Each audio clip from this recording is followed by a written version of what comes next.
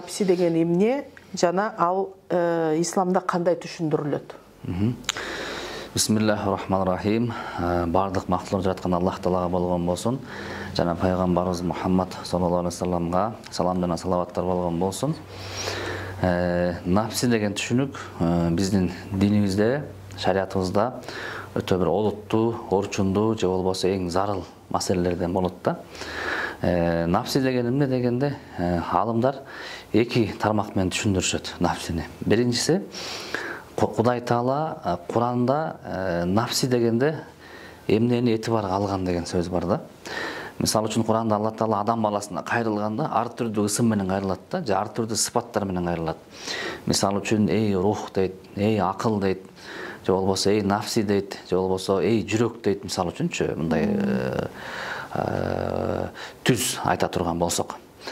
Ошондо эмнеге ар кандай ысым менен айтып атат десе, кээ бир алымдар айтат, Кудай Таала адам баласына жүрөк деп, жүрөк ээси деп кайрылган болсо, демек ошол Кудайдын кайрылуусунун ичинде өтө жакшы иштерди кылгының, акыретке даярдангының, жакшы амалдарды кылгының деген сөз келе маани келе турган болсо, аны ошол жүрөккө байлайт дейт да.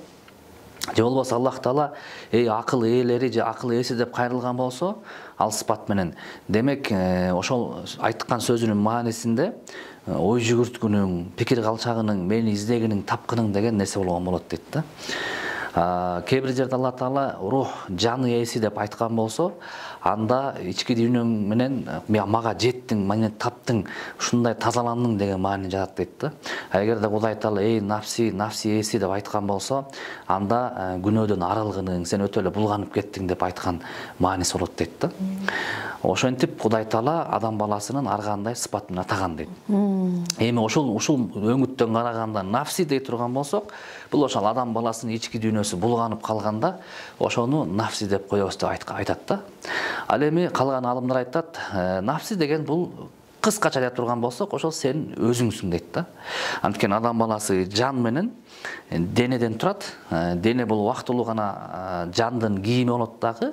Анан качан бул аламдан өткөндө ал денеси чирип жок болуп, ичиндеги жаны түбөлүктүү алама кетет дейт да. Мына ошол жаның дейт, сенин жаның, качан сен денеңдин ичинде жаткан кезде аны нафси деп коет. Качан денени таштап чыгып кеткенде аны арбак же рух деп коет экен дейт да. Демек, нафси дегенде, кээ бир адамдар ойлогондой, мен өзүм бармын, анан дагы бир адам бар, ичинде нафси деген сыяктуучу, адам деген түшүнүктү. Ошо экөөбүз барбыз деп түшүнөт. Жок, нафси дегенде биринчи түшүнүк менен бузулуп кете турган нерсең нафси болуп калат, же болбосо тагыраак айтканда өзүңсүң болду. Ички чыныгы сенсиң да. Чыныгы сен ошо өзүң нафсисиң да. Болду. Эми ошону түздөш керек, ошону оңдош керек. Аны жанагы Кудай Тааланын рух сыпатына, же акыл сыпатына, же жан сыпатына чыгарып, сыпатын өзгөртүп алыш адамдын өзүнүн эркинде экен да. Негизи напсинин даражалары болобу? Ал эгерде боло турган болсо, ошол күрөшүүдө мындай канча этаптан өтүш керек да напси менен күрөшүүдө? Напси менен күрөшүүдө негизи тасаввуф деген илим бар. Негизи биздин динибиз 3 түркүктөн турат да. Шариат илими, ислам дини өзү 3 түркүктөн турат деп айтат. Биринчиси ыйман түркүгү. Бул Кудай Тааланы тааныш, пайгамбарды тааныш, тагдырга ошол Кудай ыймандын 7 негизин жакшы таанып, ошого ыйман келтириш. Анын экинчи түркүгү бар, ал үстүңкү катмары. Биринчиси фундамент болсо, экинчиси дуал болот, үйгө салыштырсак. Анысы ыймандан кийинки эле ибадат деп айтылат да. Ал эми сен ошентип 7 ыймандын түркүгүнө ыйман келтиргенден кийин Кудайга, пайгамбарга, периштелерге, китептерге, тагдырга, өлгөндөн тирилүүгө, кыямат күнүнө мисалы үчүн. Экинчи түркүгү бул ибадат деп аталат. Ибадат дегени эми намаз окуу, орозо карма, зекет бер, ажылык карма, ибадат, кыймыл аракет да. Биринчиси ишеним болсо, экинчиси кыймыл аракет, ибадат болсо, ислам түркүгү, үчүнчү түркүгү бул ихсан деп коет, бул ички дүйнөнү тазалаш да. Аны тасаввуф деп коет.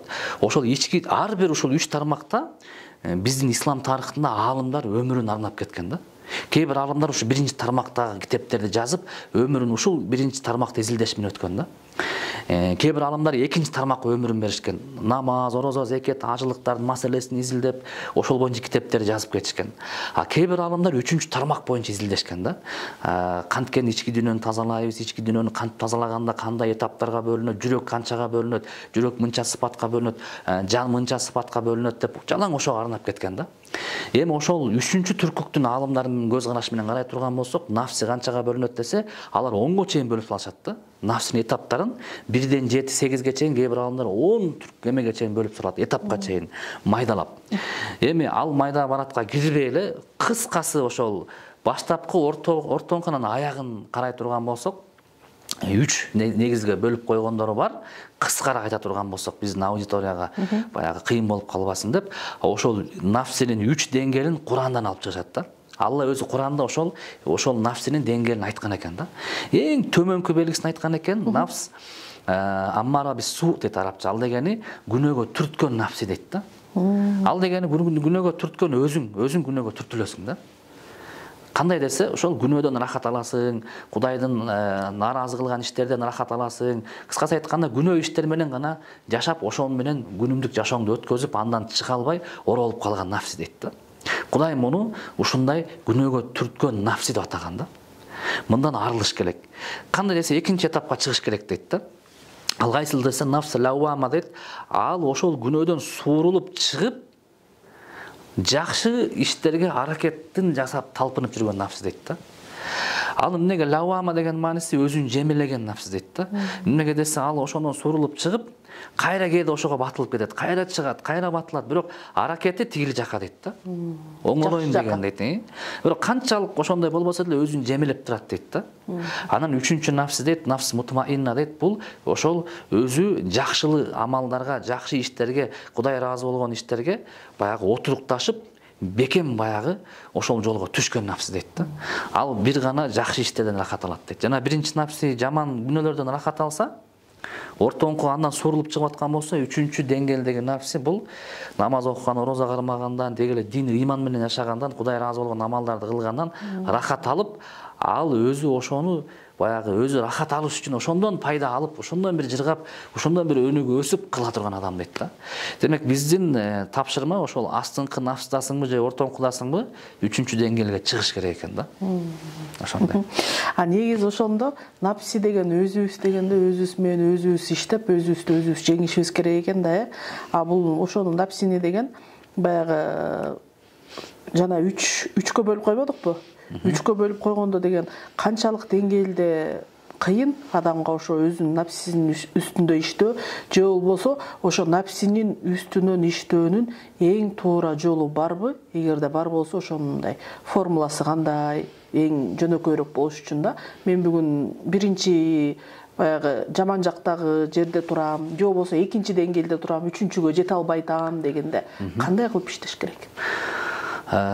Негизи туура айтып кеттиңиз, нафсини оңдоп түзөө өтө зарыл болот. Биздин жашоодогу негизги бизге берилген максат ошол сенин ички дүйнөңдү, нафсиңди же өзүңдү жакшылап тарбиялап, тазалап кет деген максат бар да. Качан адам баласы ушул максатты өзүнө билген болсо, башка нерселерге, кереги жок нерселерге көңүл бурбайт да. Мисалы үчүн Куранда Алла Таала көп жерде айтат. Мисалы, бир эле сүрөнү алып көрөлү, Шамс, күн деген сүрө бар. Эмнеге күн деген сүрө? Анткени күн менен башталат да. Ал жакта Кудай Таала 7 нерсе менен ант ичет да. Мисалы үчүн биздин жөнөкөй эле жашоодо бир адам ант ичсе да, эмнеге ант ичет? Мисалы үчүн баланча менен ант ичем дейт дагы, ант ичкенден кийин ар жагында бир сөздү айткысы келип атат да. Ошол сөзүм орчунду олутту, ал туура так, эч жалган сөйлөгөн жокмун, ошон үчүн мен ант ичем дейт да. Демек анттан кийин өтө бир чоң бир сөз келет. Адатта ушундай да. Мисалы, Манас Баатырдын окуясын деле окусак, ушундай анттар бар. Куранда Алла Таала күн деген сүрөдө 7 нерсе менен ант ичет. Кыскача айта турган болсом, «Уаш-шамси ва-духа» дейт. Күн менен силерге ант ичем дейт да. Күн менен жана күндүн нуру, жаркырагы менен ант ичем дейт да. Биринчи ант ушул экен. Эмнеге күн жана күндүн нуру менен ант ичем десет, мунун мааниси өтө көп дейт. Кыскасы, күн күнүгө чыгып кайра кирет, силерге кызмат кылат дейт да. Демек күнүмдүк өзүнүн программасы бар дейт. Эмне кылат экенин билет дейт да. Сенин да бир программаң бар, билип кой дейт да. Же болбосо сен күн сыяктуусуң, сен чыктың, кайра күн кирди, өлөсүң дейт да. Демек бул сөз менен көп Алланын айта турган максат эме сөзү бар, мааниси бар дейт да. Демек биринчиси күн жана күндүн жаркыраак нуру менен античем. Экинчиси валлайли ида ягшаха, аркасынан келген түнгө античем дейт. Анткен түн бул баягы эме менен ай менен античем дейт. Анткен аркасынан ай келип атпайбы? Ай дегенде ай силерге кызмат кылат дейт да. Ай менен силер жанагы жыл санактарды санайсыңар дейт да.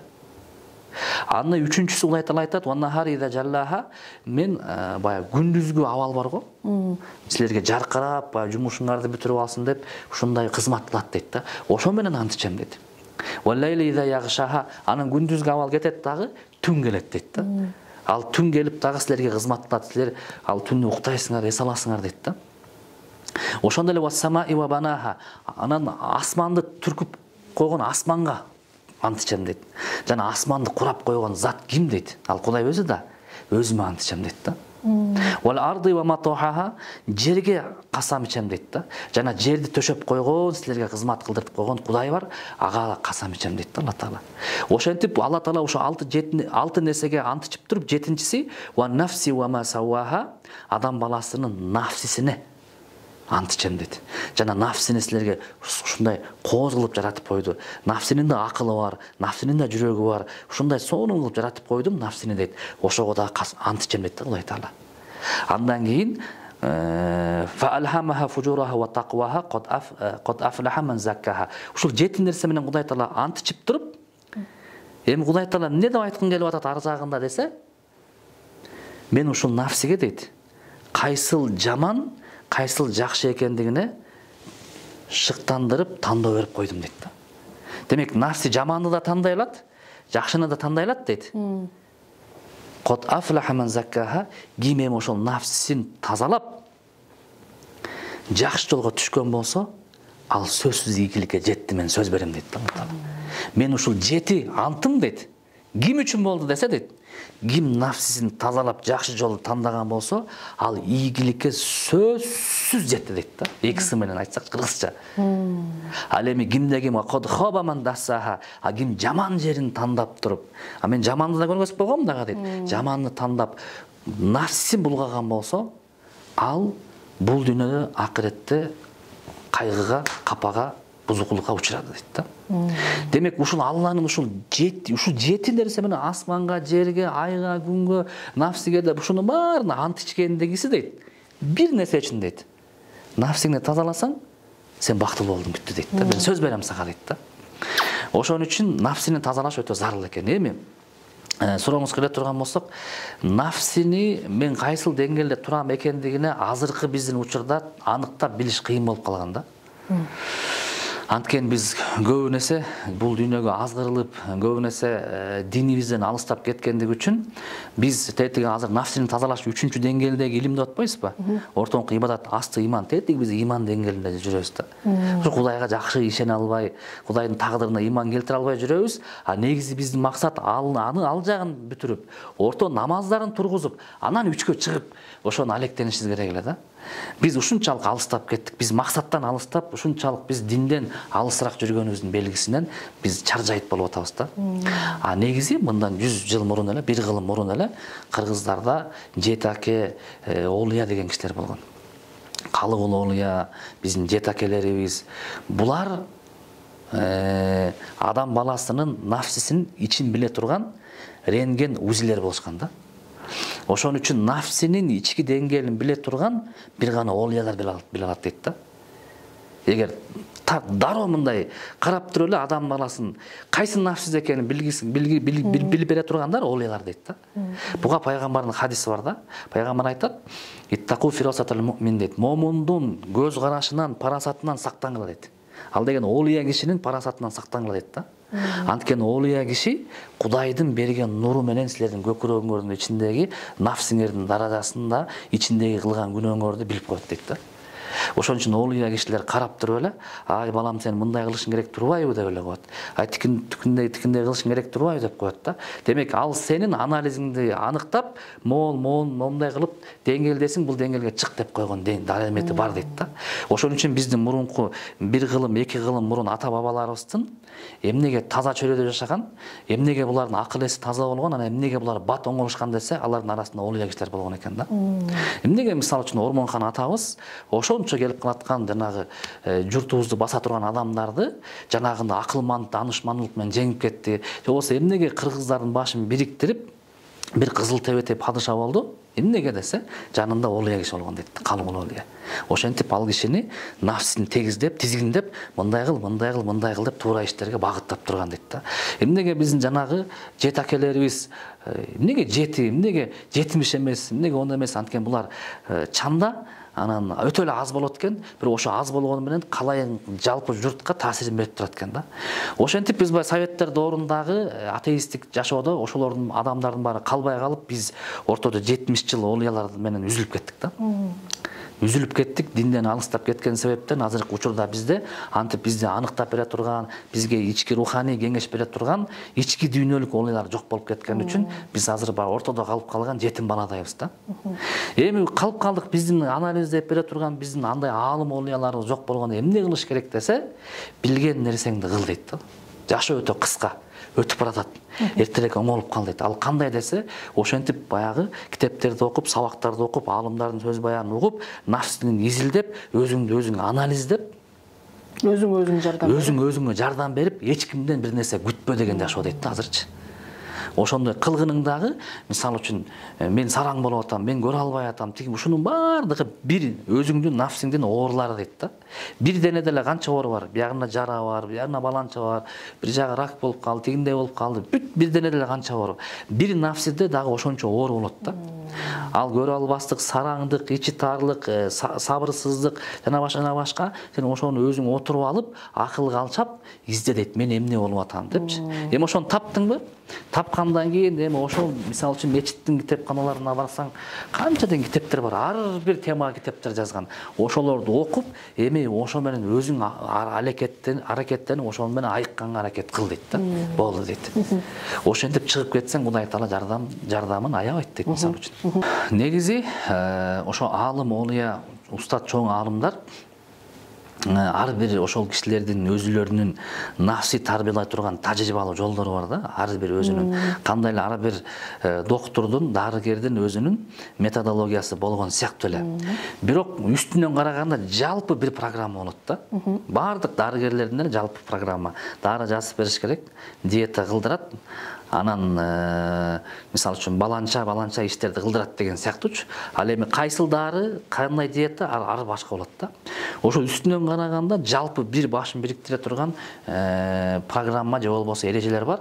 Алардын эң биринчиси, сен нафси менен нафсиңдин кайсы сыпаты менен ооруп аткан болсоң, мисалы үчүн сараңдык менен да, аныктадыңбы ошол ооруңду? Эң биринчиси ошону ташта дейт. Биринчи кадамы 4 кадам бар да. Биринчи кадамы ошону ташта дейт. Бүттөн таштамайынча болбойт. Кантип таштайсың? Балким аз-аздан таштайсыңбы, же дароо таштайсыңбы? Ар бир адамдын өзүнүн дараметине жараша. Кээ бирөө аз-аздан ташта десе, ал ошентип өмүр бою жүрө бериши мүмкүн да. Жок, ал адамга дароо ташташ керек. Кээ бир адамдын эрки бар, мен бир айдын ичинде акырын таштап туруп аягында кутулам деген болсо, ал ошентип таштайт да. Кыскасы жыйынтыгын ташташ керек ал нерсени, бүттү. Сараңдыкты ташташ керек. Биринчиси, эң биринчиси. Анан экинчиси, ошол нерсе ташталгандан кийин бошоп калды да. Кайра ошол бошогон боштукту кайра жакшы иш менен толтуруш керек дейт да. Берешендиликке көн, аракет кыл дейт да. Нафсиңе каршы дейт мисалы үчүн.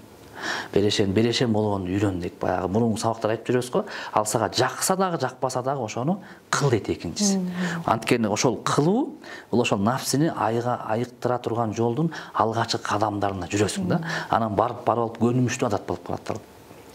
Анан үчүнчүсү, ошондой чөйрө менен жүр дейт. кандай чөйрө менен жүргүң, кандай адам болгуң келсе, же кандай нафсиңди тазалаган келсе, ошондой адамдардын чөйрөсү менен жүр дейт да. Балким ал сенин чөйрөң ошентип жалаң сараңдардын чөйрөсүнө кошулуп калгансың, ошол сени тоскоол кылып аткандыр. Ал үзүп сал дейт да. Балким ошол берешендер менен, же болбосо жөнөкөй болгуң келип атат, же болбосо ыймандуу болгуң келип атат. Кудайдан корккон такуу ошол чөйрөгө кир дейт да. Анткени ошол сени үзүп салдың биринчисин, экинчиси толтурдуң, ошого көмөктөшүп жардам берет дейт да. Мисалы үчүн Куранда Алла Таала Үңкүр деген сүрө бар. Ошо Үңкүр деген сүрөдө жаш балдарды сүрөттөйт да. Бир 10га жакын жаш бала. Ал жаш балдар чоң бир айылда жашашкан экен, шаарда. Шаарда бардыгы баягы башка динге сыйынып, Кудайдан башкага сыйынып, шерик кошуп күнөө кылгандыктан, ошол ар бир жаш бала өзүнүн үйүнөн ыйманын сакташ үчүн чыгып, шаардын чекесине барып отурукташат да. Ошентип караса, өзүнө окшогон бир 10га жакын бала чогулуп калат да. Эмне келдиңер дейт. Аят, менин ата-энем башкага сыйынып кетти, ошон үчүн бул жака келдим. Кокус Кудайдын бир азабы келсе мага да түшүп калбасын да. А сен эмне келдиң десе, менин ошол туугандардын баардыгы баягы ичкиликке берилип кетти. Мен ал жака турганды каалабадым. Ушул жака шаардын чекесине чыгып келдим деп бири-бирден сурап келсе, баары тең ошол ыйманын сакташ абалда сыртка чыгышкан экен. Анан барып караса, Кудай бизге бир чөйрө түзүп койгон турбай, келгиле достошолу, дос бололу, бирибизди ушундай бузукулук заманда бирибизге көмөк көргөзөлү деп, эмне кылабыз десе, тиякта бир үңкүр бар экен, ошол жака барып жашайбыз деп. Жашабайбыз, эми 1-2 күн түнөө элешет да. Ошол үңкүргө Кудайдын ыраазычылыгы үчүн жанагы жаман чөйрөдөн үзүлүп, жакшы бири-бирин Кудай үчүн достошуп, ошол үңкүргө барып эс алганында Кудай Таала аларды 300 жылга уктатып койду дейт да. 300 жыл уктап калышты дейт. 300 жыл уктап калганы эмне, сыры эмне десе, Кудай Таала ойгонуп канча жыл уктадык дегенде билбейм, кээ бирөөлөр бир 5-6 саат арасында бирөөсү бир жарым күн уктадык десе, бирөөсү 1 күн уктадык дейт. Эми ачык болуп калыптырбыз, кел эми тамак алып келчи деп баягы тыйынын чогултуп берсе, баягы бузукулук заман бүтүп, ордуна кайра жакшы заман келип калган учур экен да. Баягы акчалар уже алынбай калган экен да. Муну менен Кудай Таала бизге ушундай бир нерсени берет. Канчалык сен жаман чөйрөдө, жаман заманда жашабагының, эгерде сен ыймандуу чөйрө менен жашасаң, анын сага таасири бербейт деген нерсени айткысы келди дейт да. Ошон үчүн үчүнчүсү жакшы чөйрө тандап, жакшы чөйрө менен жүр дейт. Анан төртүнчүсү дуа кыл дейт. Кудай Таала мени ушул нафсимди тарбиялап, ушу 1-кадамдан 2-кадам, 3-кадамга келатам, ушул нерсеме бекем кыл дейт да. Деп дуа кылат. Анткени Кудай Тааланын элчиси пайгамбарыбыз өзү пайгамбар болуп туруп дуа кылган да. Я мукаллибал кулуб сабит калби ала диник. О жүрөктөрдү ары бери оодарып туруучу Кудай Таала менин жүрөгүмдү ыйман жолуна бекемде деп Кудайдын элчиси пайгамбар өзү суранып атса, биз сөзсүз Кудайдан суранып, туруктуулук, бекемдилик менен жүрүш бизге милдет болуп калат. Демек, биринчиси ошол нафсини бузуп аткан нерседен арылыш керек, токтотуш керек. Экинчиси ордуна жакшы иштерди көбөйтүш керек, ибадаттарды. Үчүнчүсү жакшы чөйрөдө болуш керек. Анан төртүнчүсү ошого жардам сурап, дуа кылып бекемдик болуш керек да. Башыбызды жай намазга тийгиздиңби?